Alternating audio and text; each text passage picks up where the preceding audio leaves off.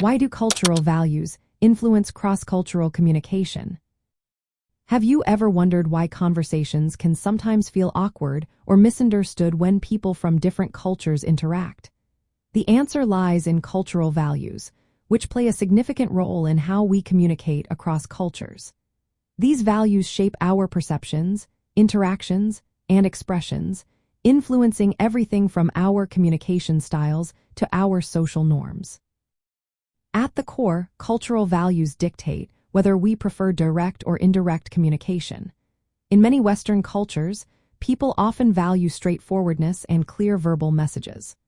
On the other hand, in many Asian cultures, communication tends to be more indirect, relying on subtle cues and nonverbal signals. This difference is rooted in values surrounding politeness and social harmony. Another important aspect is the contrast between individualism and collectivism. In individualistic cultures, people often focus on personal opinions and self-expression. In contrast, collectivist cultures prioritize group harmony and relationships. This can lead to indirect communication to avoid conflict or embarrassment, which can be confusing for those not familiar with these cultural norms. The concepts of high-context and low-context communication also come into play. High-context cultures convey meaning through context, body language, and shared experiences. Low-context cultures, however, depend mainly on explicit verbal information. When individuals from these differing backgrounds communicate without recognizing these styles, misunderstandings can easily arise. Cultural norms regarding eye contact, physical distance, tone of voice, and emotional expressiveness are also influenced by cultural values. For instance, what is considered polite eye contact in one culture may be perceived as confrontational in another. Understanding these differences is essential for effective communication.